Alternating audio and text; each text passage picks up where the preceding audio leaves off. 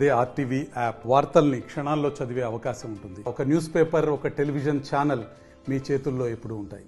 మీ అందరికీ అది మనం మనసులో ఉంచుకోవాలి.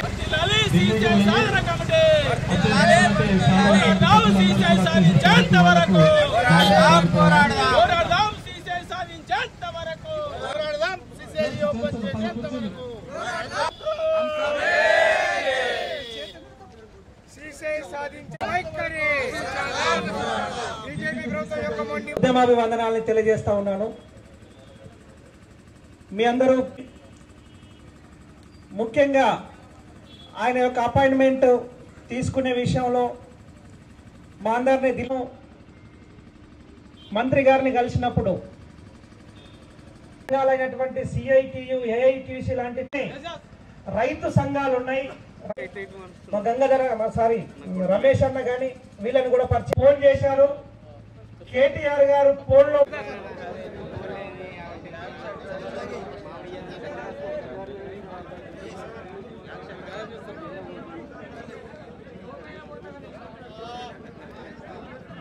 వెనకకి రావే ప్రవీణ్ భాయ్ అందరూ పని చేస్తున్నా బీజేపీ ప్రభుత్వం యొక్క మొండి వైఖరి శ్రీశైలం గెలిపించేంత వరకు.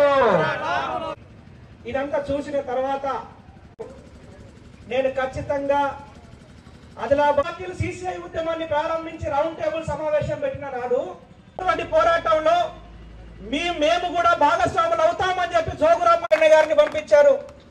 అట్లనే అజయ్ గారిని పంపించారు. మీ పోరాటంలో మేము భాగస్వామ్యం అవుతామని అన్నారు.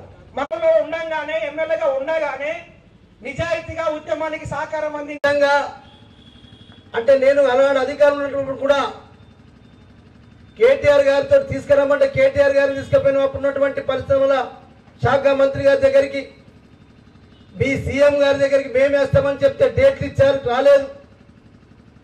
అప్పటి నుంచి నిరంతరంగా ఈ సాధన కమిటీ ఆధ్వర్యంలో జరుగుతున్న కార్యక్రమంలో నేను అనేక సందర్భాల్లో వారికి ఒక ధైర్యం ఇచ్చి కేటీఆర్ తోటి మాట ఇప్పించినామని చెప్పినాం. చాలాసార్లు మీరు కూడా చూస్తా ఉన్నాం. కేటీఆర్ చెప్పిన మాటలు మీ అందరికి కూడా నోటెడ్ అయిపోయినాయి. కానీ దురదృష్టం, మనం చెప్పిన కేంద్ర ప్రభుత్వం కూడా స్పందించి మళ్ళా మధ్యన ఎన్నికలు రావడం, ఎన్నికలు వచ్చి ఎన్నికల్లో మళ్ళా కూడా అయితే 11 సంవత్సరం నుంచి భారతీయ జనతా పార్టీ ప్రభుత్వం ఉన్నదో మళ్ళా ప్రభుత్వమే ఎన్నికలప్పుడు కూడా అమిత్ షా గారు చెప్పడం, ఈ స్థానిక ఎమ్మెల్యే పాయల్ శంకర్ గారు నా పైన ఓడిపోయిన జిల్లా బీజేపీ పార్టీ అధ్యక్షుడుగా ఉండి అనేక సందర్భాల్లో కేంద్ర మంత్రులను తీసుకొచ్చి ఇది మా కేంద్ర ప్రభుత్వ రంగ సంస్థ, ఇది రాష్ట్ర ప్రభుత్వానికి సంబంధం లేదు, రాష్ట్ర ప్రభుత్వం ఉట్టి ఏదో రాజకీయ లబ్ధి కొరకే కొట్లాడుతున్నారు, ప్రజలని తప్పుదో పట్టిస్తారని చెప్పారు. ఎస్, మా రాష్ట్ర ప్రభుత్వం పరిధిలో లేదు. కానీ మా రాష్ట్ర ప్రభుత్వం ఏం కావాలనో ఒకవేళ కేంద్ర ప్రభుత్వం కోరితే మా రాష్ట్ర ప్రభుత్వం నుంచి ఇవన్నీ ఇస్తామని చెప్పి ఆ రోజు ఉన్నటువంటి ప్రభుత్వంతో ప్రకటన చేపించిన వీళ్ళందరినీ తీసుకుపోయిన మిత్రుల్ని అందరూ కూడా ఆ రోజు నిజంగానే అన్న మీ ప్రభుత్వం నుంచి నిజంగానే కోఆపరేషన్ ఉందని చెప్పి ఇప్పుడు ఉన్నటువంటి పెద్ద మనుషులు అందరూ ఆ రోజు వచ్చారు. ఎప్పటికైనా న్యాయం ధర్మం గెలుస్తుంది. న్యాయం ధర్మం ఎప్పుడైనా ఆలస్యమైనా నిలబడుతుంది.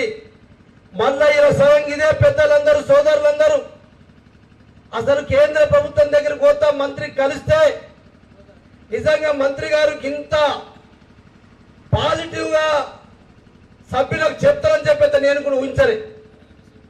వాస్తవం అరగంట టైం ఇచ్చారు.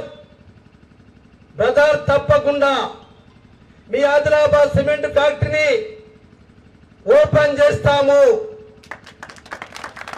మీ ఆదిలాబాదే కాదు, పెండింగ్ ఉన్నటువంటి సిమెంట్ పరిశ్రమలన్నింటినీ కూడా ఓపెన్ చేయడానికి నేను ఇప్పటికే ప్రధానమంత్రి గారితో ప్రభుత్వంలో చర్చ జరుగుతుంది. స్పెషల్ గా ఆదిలాబాద్ ఇంకా, ఎందుకంటే ఆదిలాబాద్ అంటే మహారాష్ట్ర బార్డర్, మరి చాలా వెనుకబడ్డ జిల్లా, ఆదివాసుల జిల్లా, దళితులు ఉన్నారు, పేదవాళ్ళు ఉన్నారు, మైనారిటీస్ ఉన్నారు, అంత జిల్లా పేద జిల్లా. తప్పకుండా మీ జిల్లాలో అయితే చేపిస్తాం. నాకు ఒక్క 6 నెలల సమయం ఇవ్వండి. 6 నెలల తర్వాత నేను ఏమి డెవలప్మెంట్ కూడా చూపిస్తానని చెప్పి స్వయంగా కుమారస్వామి గారు చెప్పిండు. మా మిత్రులందరూ ఒక్కొక్కరు అరగంట అందరి టైం ఇస్తే అందరం మాట్లాడినాం. మా మల్లె సోదరుడు చెప్పి డైరెక్ట్ గా 3,000 ఉద్యోగాలైనా ఇండైరెక్ట్ గా ఇంకా 3,000 4,000 ఉద్యోగాలు వస్తాయని చెప్పి నిజంగానే ఆ రోజైతే నిజంగా మంత్రి గారికి కలిసిన తర్వాత మనం చేస్తున్నటువంటి దీక్ష ఏదో ఉట్టిది కాదు, ఎవరో రాళ్ళేసి దీన్ని చెడగొడితే చెడిపోయేది కూడా కాదు. మరిన్ని వీడియోస్ కోసం ఛానల్ ని సబ్స్క్రైబ్ చేయండి, లేటెస్ట్ అప్డేట్స్ కోసం వాట్సాప్ ఛానల్ ని ఫాలో చేయండి అండ్ లింక్ డిస్క్రిప్షన్ లో ఉంది.